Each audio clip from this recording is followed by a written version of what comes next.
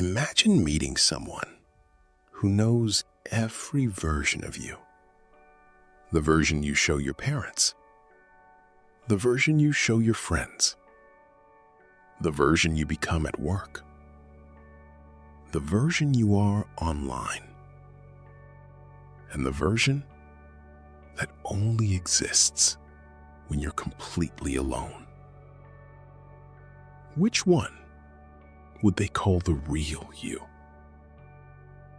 The uncomfortable truth is, most people spend so much time becoming who others expect that they slowly forget who they actually are.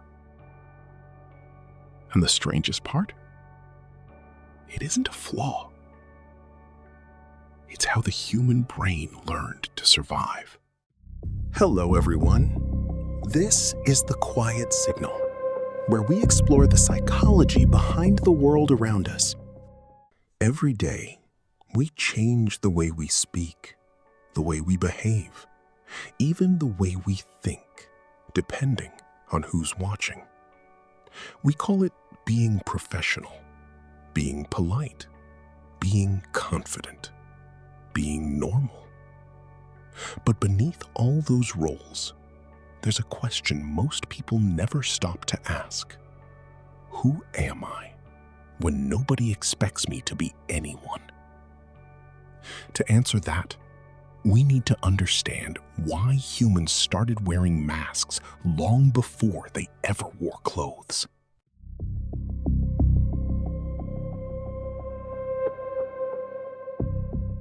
Thousands of years ago, survival depended on belonging. Being accepted by your tribe meant protection, food, safety. Being rejected could mean death.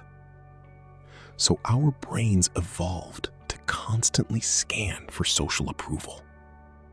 We learned to copy the people around us, to hide behaviors that might get us excluded, to become whatever the group needed us to be. That instinct never disappeared. Today, we're no longer afraid of predators. We're afraid of embarrassment, criticism, rejection. So without realizing it, we adjust ourselves.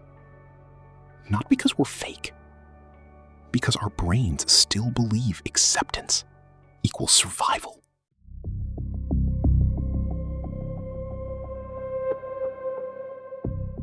Think about how many different versions of yourself exist.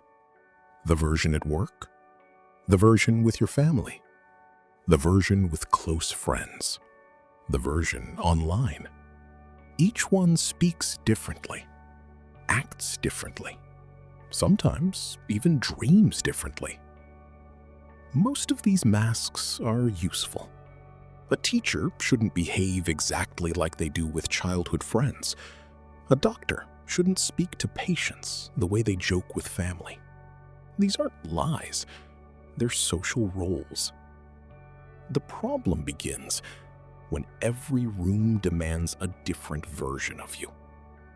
Eventually, you stop adapting and start performing.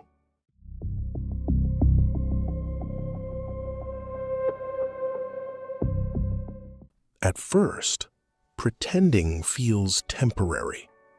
You hide your opinions to avoid conflict. You laugh at jokes you don't find funny. You act more confident than you feel. Little by little, the performance becomes a habit.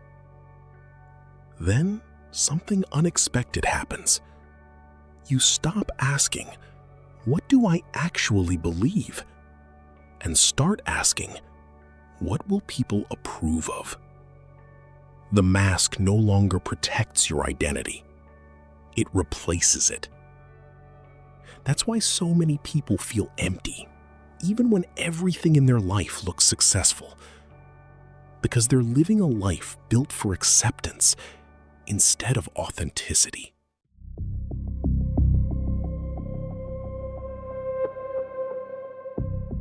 Finding your real self isn't about throwing every mask away. Some roles are necessary. The goal isn't to stop adapting, it's to stop disappearing. Ask yourself, who are you when nobody is watching? What opinions have you hidden just to fit in? What dreams have you abandoned because they didn't match other people's expectations? Authenticity isn't saying everything you think. It's making sure that the person you become for others never completely replaces the person you are.